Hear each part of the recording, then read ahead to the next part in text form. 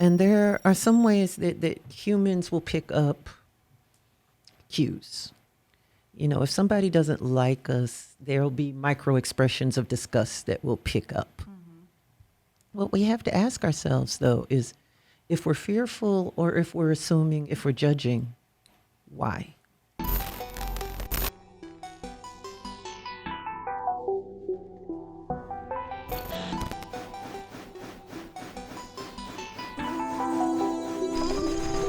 Let's go.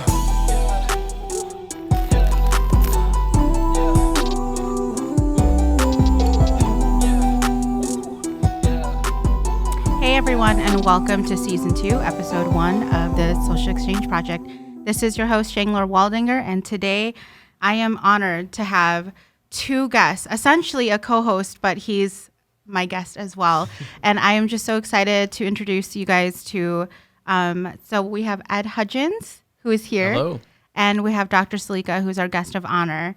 So Ed, do you want to tell us a little bit about yourself and what you do in our community? Sure thing. Yeah. So I have been working with the Converge radio station here in town for 4 years as a volunteer. I chair the community advisory board, and then I also have a show called the Tomme Suab Show, which comes from my blog that I started years ago, and it's focused on helping us all experience a deeper level of peace. So. And the two words you're saying, so the first word Right. is Norwegian, and the second word is actually Hmong, which is shua, which is noise or sound or your voice. And so I actually came to know you because I was involved in the Juneteenth live streaming of all the different agendas that was going on that day. And I actually came to know you guys through that. And so that's why I had reached out to you. And so tell us a little bit more about Tab Shua. Yes. Tomme Shua? You're probably pronouncing it actually correctly. So, yeah, so the first word, Tomme, is derivative of the Norwegian word for clear. And then the Shua, or Suab, as I say in a very white gringo way, it's sound or noise or voice, as you were talking about. And so the idea is clear sound or voice. And I really wanted to, with the name, have a combination of some of the various cultural influences we have here in the Valley. So that's the heart behind the name, and it's just kind of stuck. Yeah, and we have obviously Dr. Selika, who is a university professor of history, and she has also been incredibly involved in our community as. So obviously, you guys know, I took a few months off after everything that was happening in the news. And I just wanted to take this time to really focus on learning and hearing. And you were really that voice for me. And that's why I had reached out to you, because I had learned so much about just everything that was happening and you making sense of everything that was going on. So we have Dr. Selika, who's joining us today, who I am already obsessed with. I told her during our pre-interview. I think one of the last things I said to you was, I'm obsessed with you and I cannot wait to meet you. And so we have Dr. Selika Ducksworth-Lawton, but Dr. Selika, who's joining us today. And do you want to say hi to everybody? Hello, and you are too sweet. And then this is, thank you for this opportunity. So I'm here. I'm the Chippewa Valley's representative to the State Board of ACLU. Yeah, you've been busy. I've been busy. I sit on the Converge Advisory Board. I'm the president of Uniting Bridges here, which is our race-building organization. We put on Juneteenth.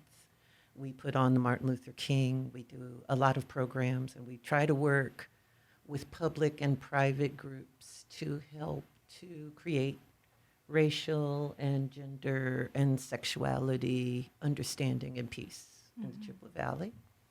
And I'm also on the board of Opportunity Wisconsin, which looks for economic opportunity for people in Wisconsin, especially in this time period. So you're not busy at all, is what you're saying. I'm not busy. And you add to that Uniting Bridges is a partner with Hmong Women's Summit, and I'm the liaison for the Hmong Women's Summit Board.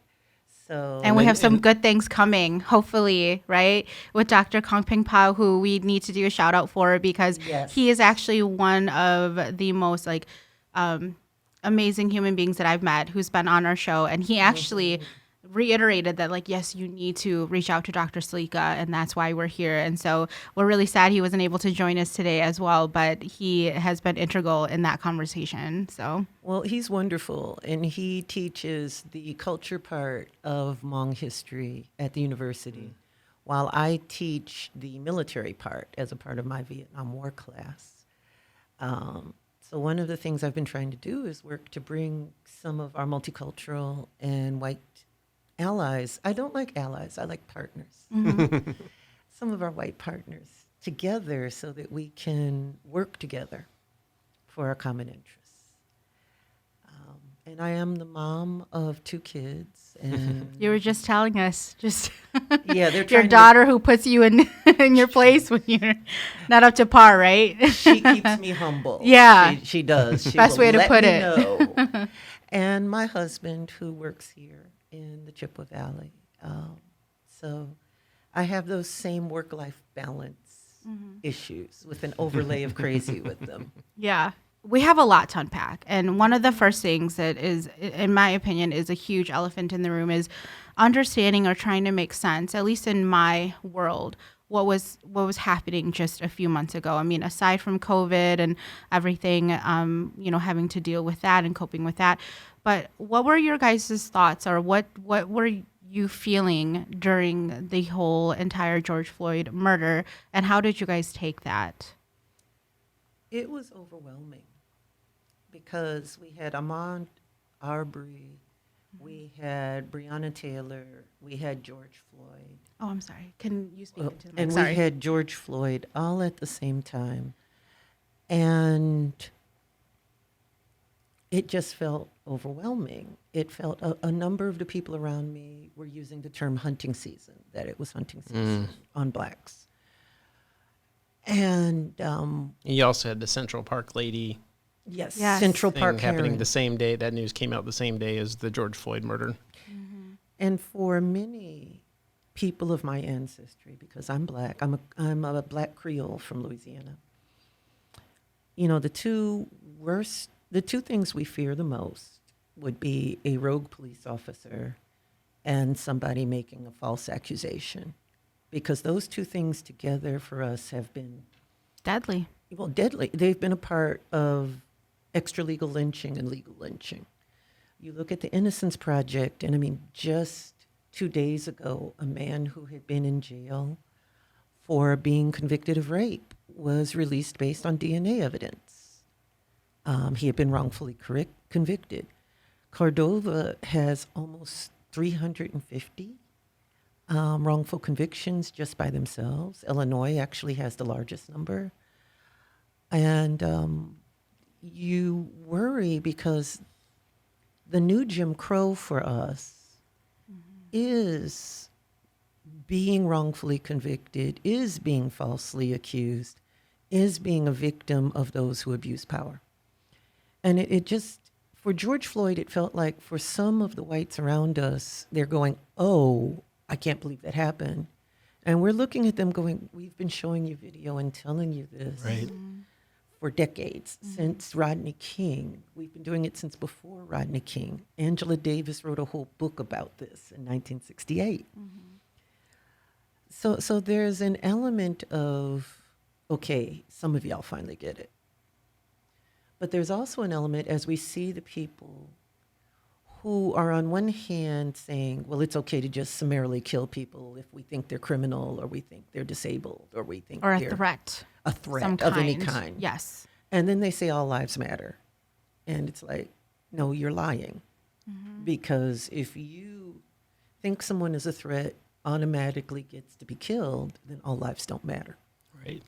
Well, I talk about corruption and I talk about bullying because I think people understand that. And when they understand this kind of racial abuse of power as the ultimate end of bullying, as the ultimate end of what happens when we don't hold people accountable for abusing power, when they look at what happened, that autopsy that was clearly engineered corruptly The one that was originally released by the Minneapolis police, right? We need to talk about how these institutions corruptly protect each other. Yes. And it's not just here, and it's not always just racism. If you look at USA gymnastics, what happened with the Olympic gymnastics, you had multiple corrupt institutions protecting that doctor. You look at what's happening with Derek Chauvin, you had multiple corrupt institutions. You had a union, you had that autopsy, you had a DA's office that was clearly giving him time to get a story together. You had Third Precinct, which went and protected his house and let Lindale burn. So that's corruption. And I think what we're seeing here is very open corruption. And racialized corruption is a part of a general pattern of corruption. So what I have to do is help people to see that the corruption that happens to them also happens to African Americans. You know, breaking these stereotypes. People up here who don't know any African Americans have stereotypes. They have stereotypes of urban whites. They have stereotypes of young whites. Right. When I talk about people stereotyping teenagers in the mall, young white teenagers in the mall masked up. My husband's been a Boy Scout leader, so he just goes right on through them. He's not afraid of them at all.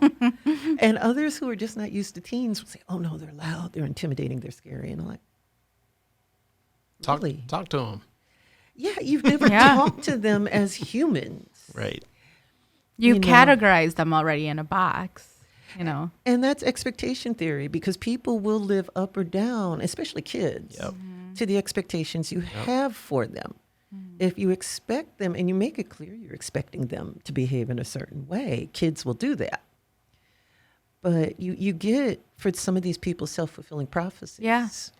Because they ignore the evidence. They go to great lengths. They assume the role almost. Well, my son grew up here. He's an Eagle Scout. So he's had some of his friends tell him, well, you're not really black, you're white. Because that's the way they deal with the cognitive dissonance of having these stereotypes, Right. but having multiple people in front of them who are not the stereotypes. They don't want to let go of the stereotypes, no matter what the evidence is, so they erase his race. Yep. And I have had my race erased. I have had my gender erased because of what my class is. To get people to see that the problem is the stereotypes is hard, because those stereotypes allow them to feel powerful. And the bullying allows them to feel powerful. And when they see somebody bullying and they think it's for their benefit, it makes them feel powerful and comfortable. And we have to talk about the fact that this abuse of power is pleasurable for some of these people. Right. Racism is comfortable and pleasurable for them.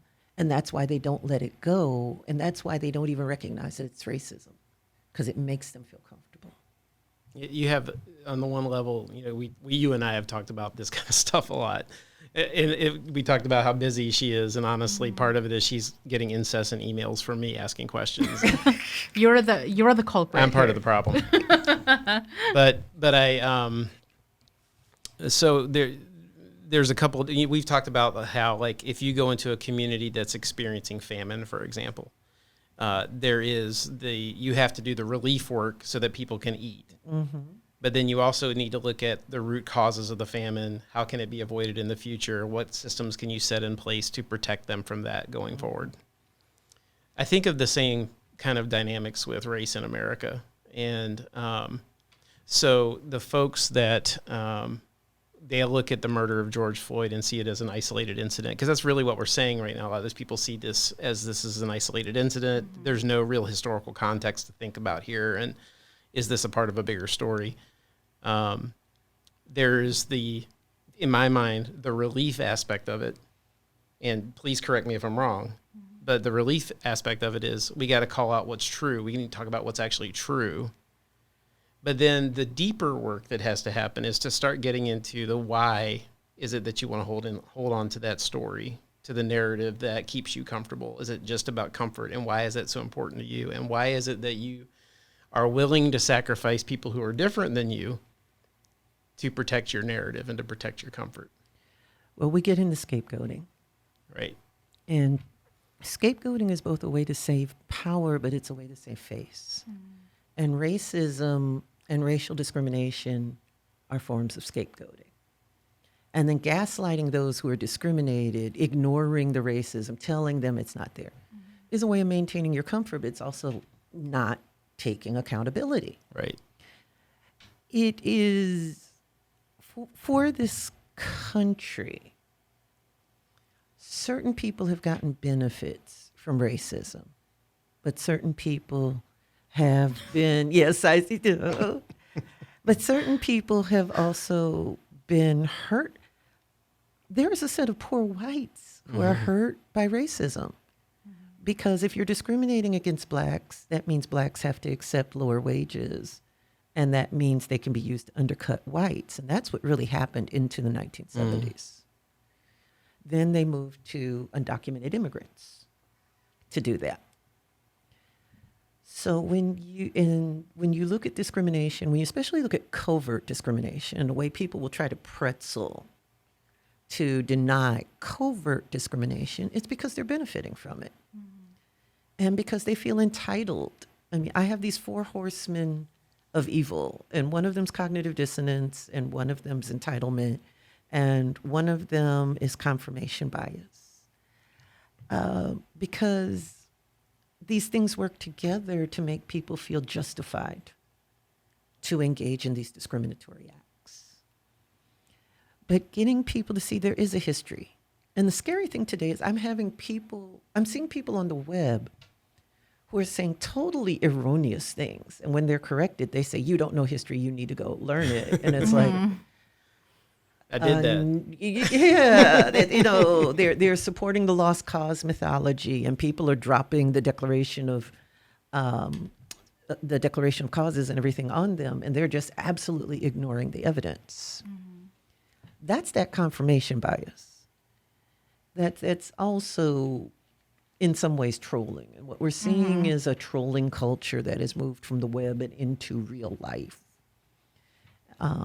We've seen this stuff before. We saw this stuff from 1865 to 1980.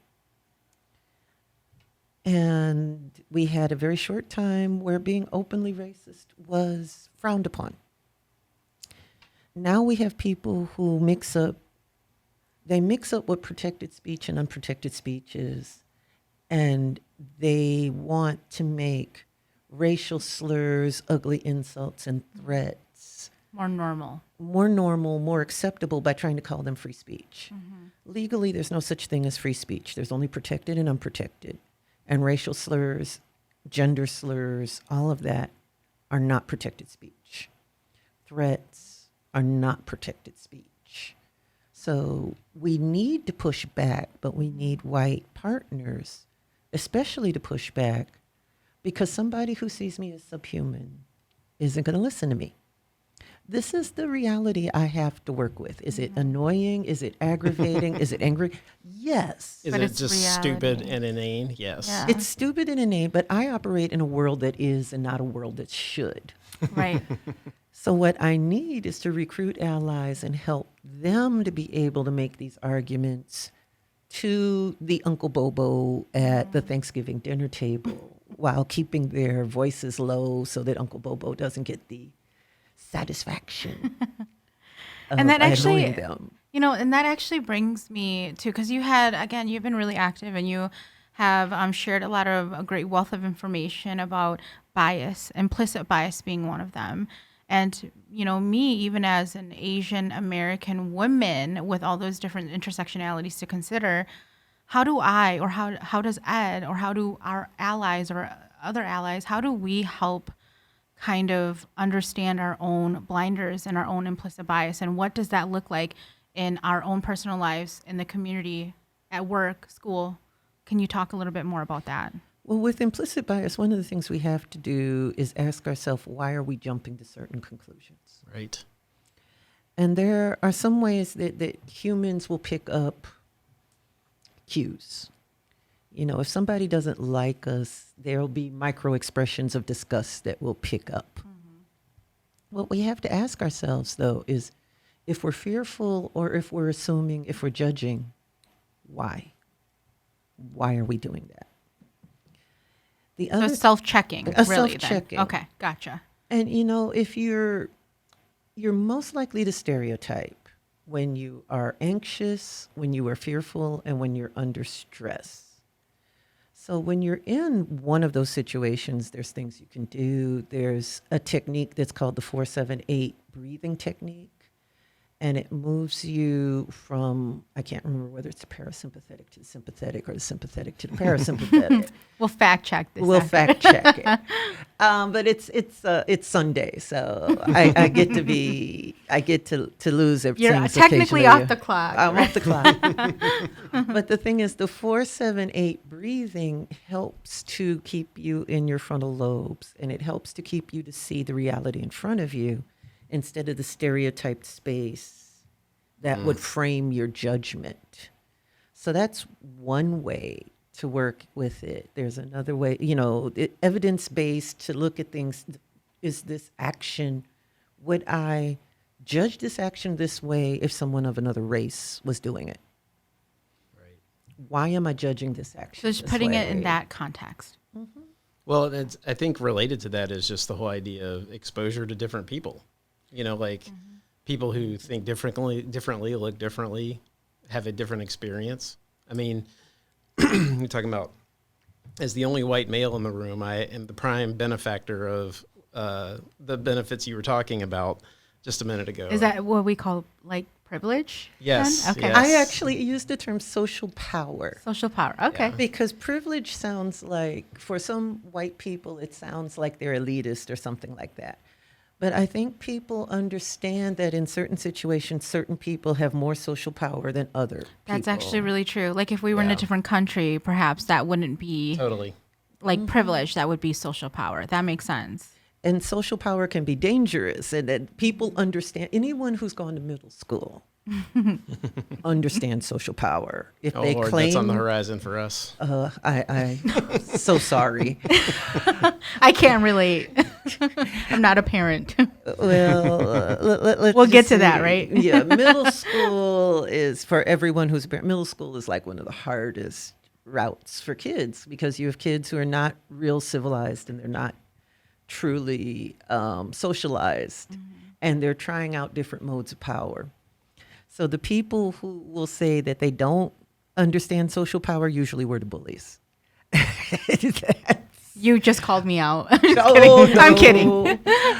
But you know, social power and stereotyping and using evidence are some of the ways we get at implicit bias. Yeah.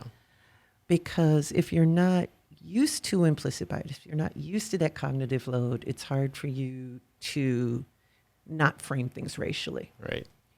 This is Leo Bogart et al. There's a book that's called The Desegregation of the Army, and it's the report of what they found when they were desegregating the U.S. Army. Well, the Korean War accidentally desegregated 8th U.S. Army. The Chinese made them run all together, is the quote that I love. What they found was controlled contact will help people to get across race and to be less stereotyping. That if you have people of different races, but they're all the same class, it's easier for the people who have lower tipping points, lower fear thresholds, to be able to see across race and to not racialize ordinary behavior. When you have cross-racial contact, that is also cross-class, that tends to reinforce stereotypes. Because the racial stereotypes we have, and that includes the white racial stereotypes we have, are class-based stereotypes. But we just overlay race on them. Gotcha. So the overwhelming message I hear in all of this is that we're just fundamentally screwed up. Human Yeah. beings have no hope. I'm just kidding. no, but I say that because growing up in Virginia, I had racism was around me all the time, and it was like in my face. You know, It was very overt. yes, very overt. But most of the people who would have known me in my teen years and in my early adult years would have said I'm not a racist because of the friends that I had and the ways I spoke about such things. But I'm one of the folks that, because of my experience with white privilege and social power, we didn't believe the stories of police brutality. Like, I would hear the stories, and I'm like, well, I've never experienced that. I've never seen that. And so, or maybe they deserved it, or, like the stories. Like you being really can't exaggerated. relate to it. Yeah, so then you you kind of like fill in the gaps a little bit, right? Maybe. Yeah. Well, totally. I mean, it's what we were talking about earlier in terms of you create the narrative that makes you feel comfortable. We had a that really keeps you in deep comfort. discussion before Yeah, this right before actually this. recorded session, and so we have become very close, obviously because of that. Clearly, Yes, so we're yes. relating back to that conversation. But yes, cherry picking factual Yep. information. But then this. So here's the thing. The point I want to get to with that is, for me, there were two big stimuli that I couldn't ignore. One was I started seeing video. I started seeing actual photographs and video of people being abused by the police, specifically black people, specifically young black men for the most part. And then I brought a young black man home as my son, and I have to start thinking about these things in a different way. And so here's the thing, though. The work of dealing with implicit bias or any of these things we're talking about, like being honest about your cognitive dissonance, all these things, that takes courage to be able to take a look at what's actually living inside of you and reckon with what's actually there. And that's like, we can feed information to people all we want and say, this is what we think's happening here. But at the end of the day, if people aren't willing to Be uncomfortable. Yeah, exactly. Be uncomfortable, humble themselves, recognize their own limitations. That's a hard sell for people. Well, it's hard. We are not taught how to give criticism, and we're not taught how to take it. There's a pedagogy that's called wise feedback, and they've actually tested it, that if you take kids in writing projects and you write on the top, just rewrite, most of the times they won't. But if you write, I believe in you, I know you can do better, I want to see you succeed, doing these things will help you succeed. Like that's more impactful. It's more impactful Yeah. because it doesn't make them as, I think the right word would be defensive. And that's why the calling out culture hasn't been effective, because there are some people who are used to being critiqued. If you're a good academic, you should be used to being critiqued. And sometimes critiqued really harshly. And you have to just go through and it's okay, that's BS, but this Might be is legitimate. Let me sort through this. Yeah. Yeah. Most people don't do that. They just immediately are taught to be defensive when they're hit with criticism. We don't teach kids, and especially kids who are on the spectrum and kids who have special needs, that there is a way to look at criticism that does not make it internal to you. But we also don't teach people that there's a way to critique stuff that is not verbally abusive. We don't have to be these stereotypes. You don't have to attack to get your point across, but you also have to Or be able to dehumanize. accept Yeah. information that might conflict with what you feel is a fact. Yeah, insulting people, telling them they're stupid, telling them they don't belong in their profession, calling them names, none of that's going to work. It's never going to work. Gottman talks about this as the soft send up when it's marriages. And that leads to my fourth horseman, who is contempt. I was wondering about when the fourth horseman was going to appear. The Here fourth he is. horseman is contempt. And if you look at racism, the one thing all racists have in common is they're contemptuous of their victims. And bullies are contemptuous of their victims. So racism is an excuse to wield contemptuous power. And people who are racist also tend to be sexist. They also tend to be abusive. They also tend, because that contempt permeates the entire system. Well, Gottman argues that you can tell if a marriage is going to stay or if it's going to divorce by contempt and repair attempts. You can use that same technique with racism. Interesting. You can tell if someone is reachable by whether they have contempt or not. If they're contemptuous, you can't really reach them. Yeah. And what we have to do in this country is start working on the fact that there is a part of our country that is very contemptuous about the other part. And the extremes on both sides tend to be contemptuous of each other. I Right. tend to talk about left and right as a Yeah. circle. And at the authoritarian left and the authoritarian right, they're contemptuous and they think that they should be able to force everybody to act like they do. Right. When you get to the bottom, and that would be conservatism and liberalism that wants to preserve rights, they realize they have to listen across. The strength of our country has always been picking from the left and the right the best ideas and putting them together, not being ideological. So that And not being completely loyal to just one side or the other. Yeah. seeing the best in both. So that contempt, when I think of what happened with George Floyd, when I think of the look on Chauvin's face, that was contempt. Contempt is what comes from not having accountability, but it also comes from thinking people are subhuman. And we need to, in this country, begin to talk about how we try to dehumanize people who disagree with us. And I mean, my struggle is that, I don't want the Klan showing up on my front door, but I cannot dehumanize them.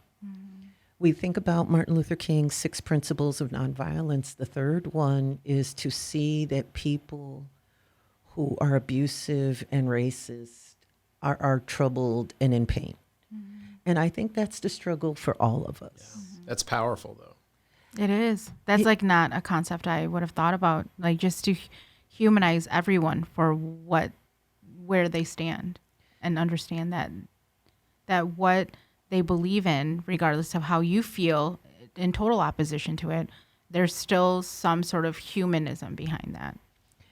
The reason why we lost that Vietnam War, and yes, we lost it despite what some people want to say, although we may have won the peace, because Vietnam's pretty much a capitalist country today, is because the American policymakers had contempt. And because of that, they underestimated the Vietnamese at every corner. You look at what has happened, and I'm just going to take blacks in this country. We were brought here in chains, beaten and whipped. Leaders have been killed, executed, or exiled. Anytime you have a giant civil rights movement, you saw that. You saw that in the 20s, you saw that in the 60s. What happens to Martin Luther King? What happens to Malcolm X? If they're not that, they're marginalized or they're ignored. And yet we keep persevering. Clearly the racists are contemptuous of black people. If you read any comment about them, and they're making up stuff too. We are not 50% of all crimes committed, not any of that. But they underestimate as well. But you see that as well when racists talk about people who are Jewish. They underestimate them. They group them, they insult them, they stereotype. Because they're less than. Because right? they're less than. We saw that when Hmong first came here to this country. I mean, I look at all these sacrifices Hmong people made. Running from Laos, being chased by the Pathet Lao, all of that. And yet you still have these people here who send them home. They don't Think less understand. than. I'm a nonviolent person, but contemptuous. that thought makes me want to punch somebody in the face. I mean, really. And it's not just because of the dehumanization aspect of it. Honestly, it's because I look at what I know of Eau Claire, having lived here for the last 15 years. Like, this community wouldn't be the same if our Hmong community wasn't here. Like, the Hmong community has brought so much to this culture and enhance the culture of Eau Claire and the Chippewa Valley. And I have friends that I really love that are a part of that community. And so like that whole thought of send them back, I was up in arms when we started having that conversation not too long ago.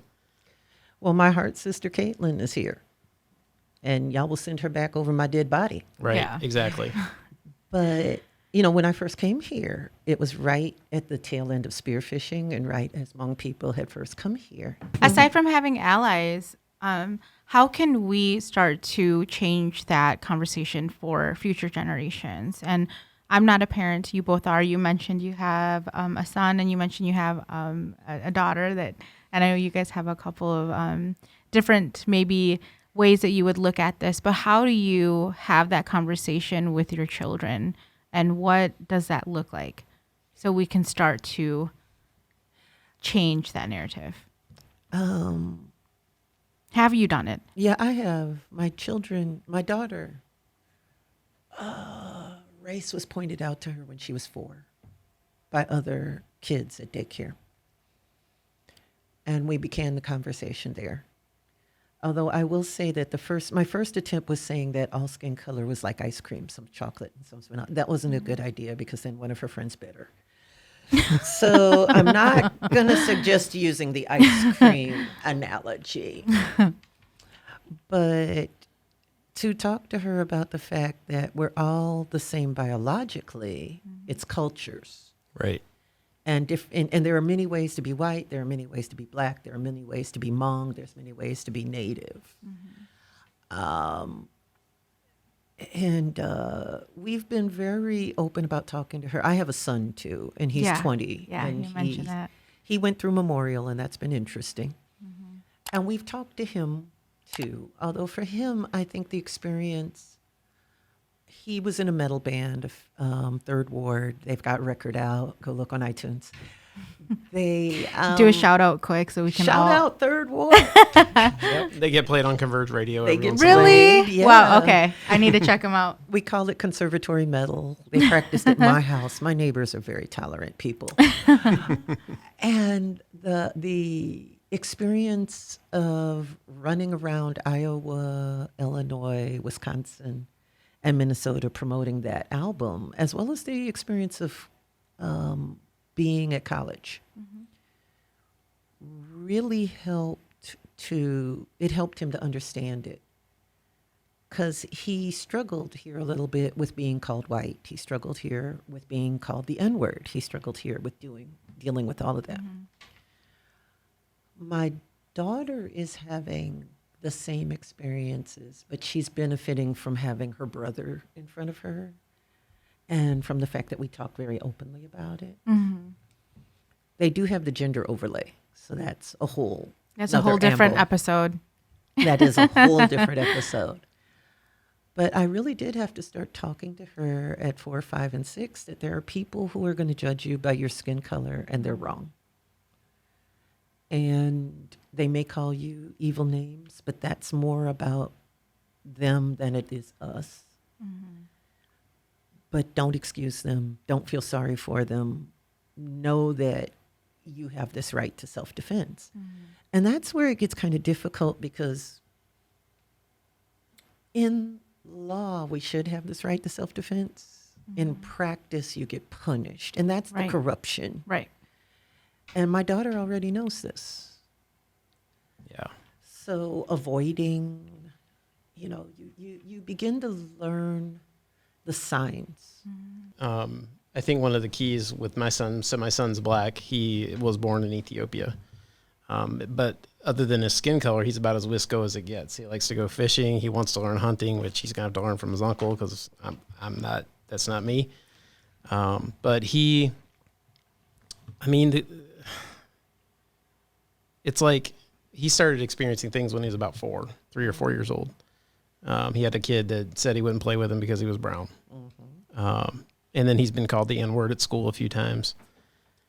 And it's just, it's hard because you want to, I want to be forthright with him about these realities while also trying to understand developmentally where he is and how he's going to be able to process things. And it's really difficult. And I've gotten to where, like, for me, every time I see another young black man or just a black man be assaulted or killed by the police, I see my son in that imagery. Like when I saw George Floyd down on the ground with the officer's knee in his neck, that could have been my boy. And so because it's such a serious thing, we talk about it. I mean, I can't shield him from it. It's real life. He might experience it, although, you know, the context in Eau Claire is dramatically different than the context in Minneapolis. Right. It still could happen. And so we have to just try to talk in ways that we can that don't unnecessarily scare him, but help him understand the Like reality. the realities. Yep. Yeah. Yep.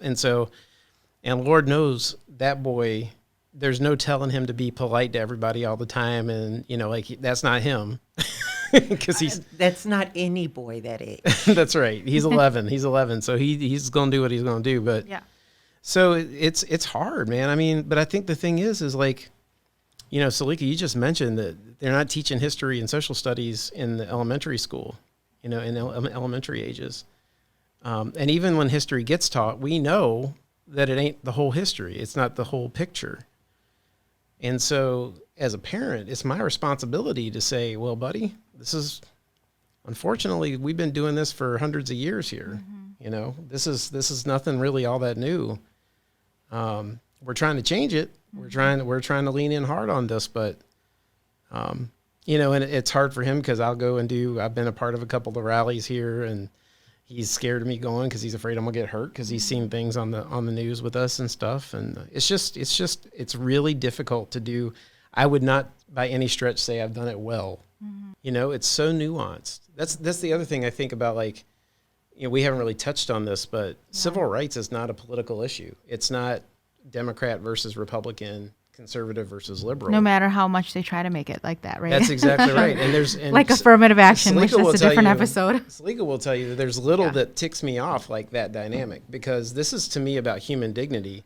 And even to get deeper than that for me, like theologically, it's people being created in the image of God. And so they have immediate dignity, value, and so they're equal. And so nobody is more valuable than anybody else.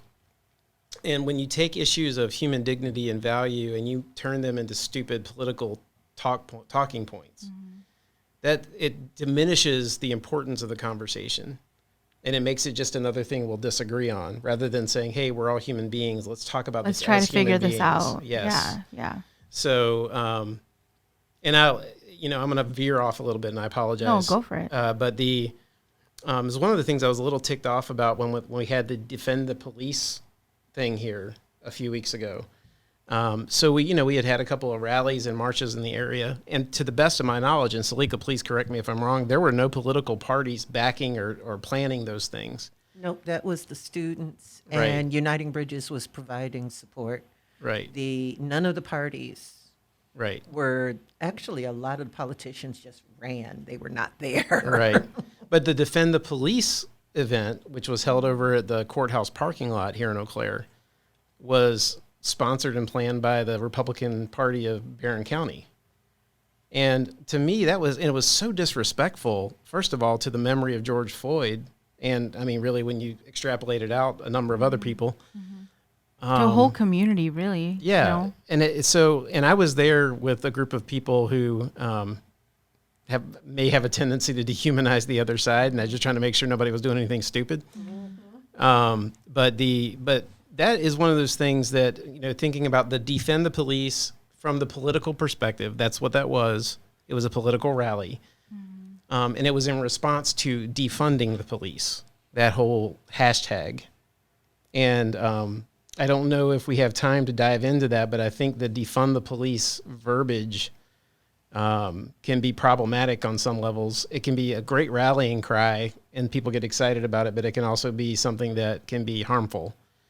I always say, I'm ACLU, so I prefer to say smart justice. Right. I want smart justice, because defund the police doesn't get rid of the corruption in the system.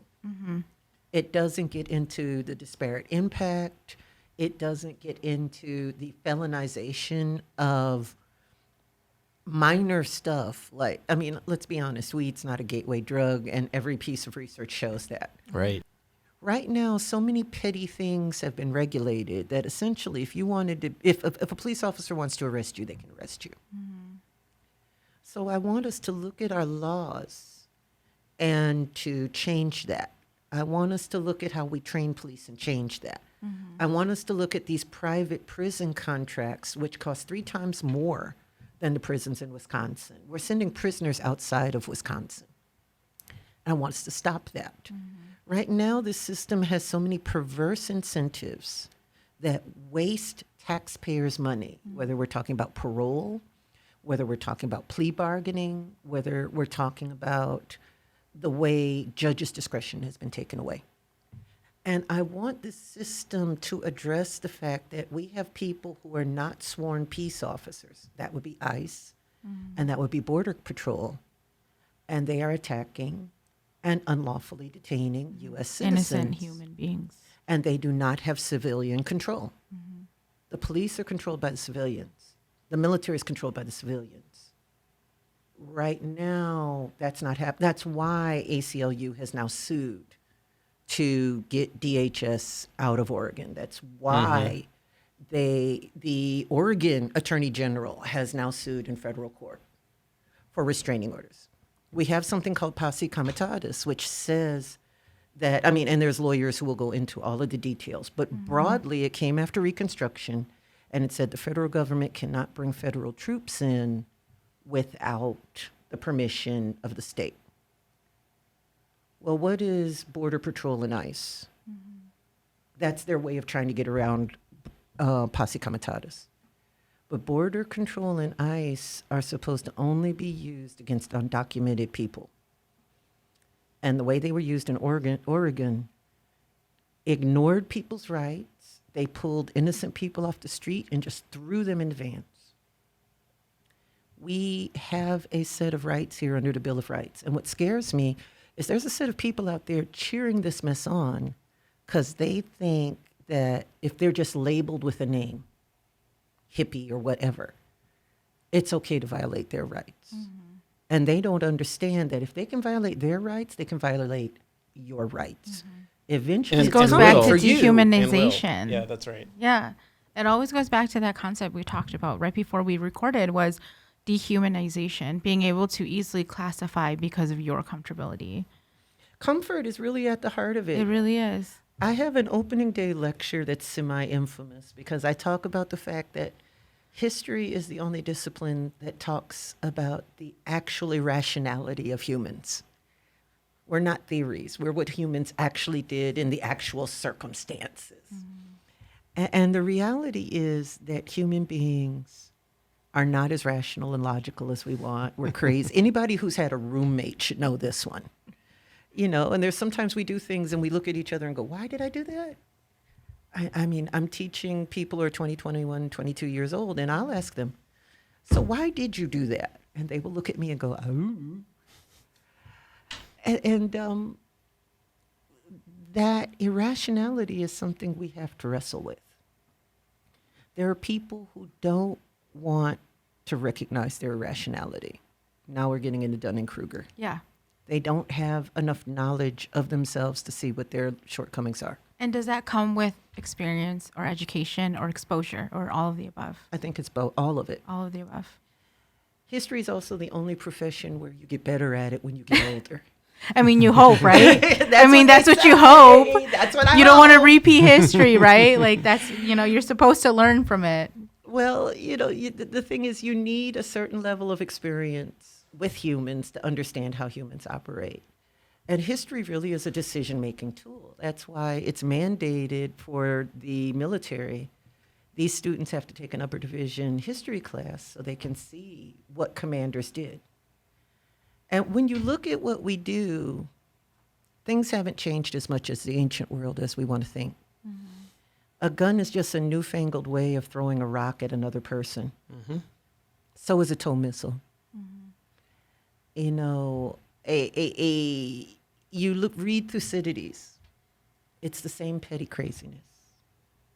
The atrocities of the Holocaust force the entire world to understand that no person is an island. We are not free unless everyone is free. It takes us all. It takes our networks. And these things, the 20th century was the century of genocide. And that taught a lot of people that we need to attack abuse of power. There's a reason why we have checks and balances, because when people get power, it's just too comfortable to think, well, I deserve power. Right. It's that sense of entitlement that you spoke about before. And they'll do everything they can to consolidate that power. To keep it, yeah. That's why you have checks and balances. You've got to have the checks and balances. Right now, because of corruption, some of our checks and balances are failing. But we still have to vote. We have to vote.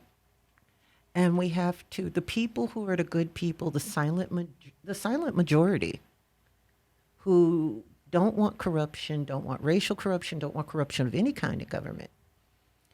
We have to be the ones to stand up against abuses and the people who cheer them on.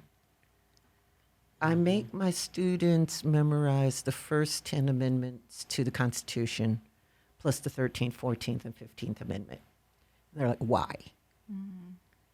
And it's been ironic. I've gotten a lot of emails in the last 5 weeks. This is why you made us do this, isn't it? Yep. It's impactful. It's directly applicable to what's happening around them right now. For them to have read the 9th Amendment, which most people don't look at, which says that a power not given to the federal government is retained by the states. That's why you can't take ICE into Oregon. And that's why you can't tell us who can reopen schools and who can't. Yes. You know, for them to read the 10th Amendment, for them to read the 4th Amendment, for me to talk about the 5th Amendment as a protection against lynching, that was not enforced. It's not that we need new laws. We need to enforce the law for multicultural peoples. Yes. And we've had this disparate enforcement now for 150 years, and it's time to stop it. What can we all do together collectively as a community so that we can move forward with everything that's been happening racially, and also just, I guess, just make sense of everything? And what can we do? You're looking for a practical Actual solutions, day-to-day things that we as civilians and individuals who may or may not be directly impacted by some of the things that's been happening, what can we do? When you see people stereotyping, when you recognize that, when you see this abuse, because most abuse is going to be low level. It's going to be the clerk at the door or the person abusing the clerk. We have to get over our reluctance to intervene. And that's going to mean for most people memorizing a couple of one-sentence phrases, because when we're stressed, we can't remember more than that. That's really inappropriate. What are you doing? So calling out in that way. Stopping them. Yeah. You know, that's inappropriate. You should stop that. That's really ugly. Do you realize there's a camera over there? That one usually stops them in their tracks. But I mean, there's How about what the hell are you doing? Does that work? It depends, because if they're angry and crazy, you don't want to use the hell word and set them off. But that's where I would use do you realize there's a camera over there? You know, I don't think this would look good on the internet. So minor That threats, one, really. you know, works. a mild threat, Yeah. but you know, I mean. And then again, you had, bringing it back to like understanding where you fall into the equation, understanding your role. Yeah. Bystanders who just stand by and don't intervene, they miss their role. They're complicit. They're complicit. You know, even if it means if you can't say those words, pull out your camera and pull out your phone and video It's it. another weapon. It your is camera. a great weapon. Yeah.